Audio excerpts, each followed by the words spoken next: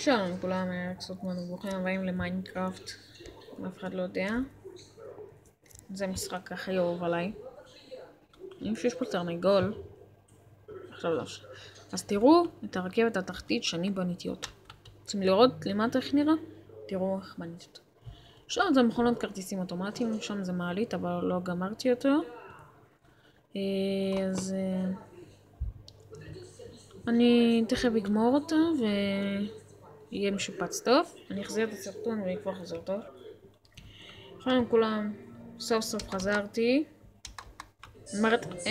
אוקיי חבר'ה, הנה זה. וככה נהיה שט. תסלחו לי רגע, אני כבר חזר. אוקיי, חזרתי.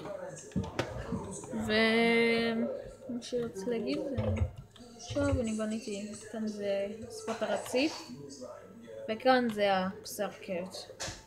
אני בניתי אותם בעצמי, הכל. כאן זה יציאה מהתחנה.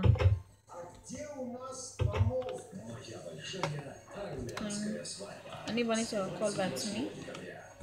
וכאן עכשיו אתם באים איתי לשם. מה שקרה שם, הרסון, המעלית, מה שקרה, הכל הרסה. טקסט, כתוב שם טקסט. אני רציתי לכתוב דווקא רק מעלית. שאתם רואים? כתוב שם מעלית.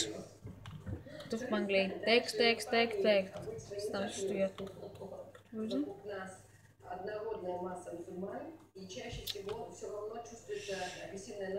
לא משנה. טוב, אפשר להשאיר את זה בלי כפתור, אבל זה לא משנה לי, כי אני בסדר. כאן עשיתי כבר למטה כפתור. לא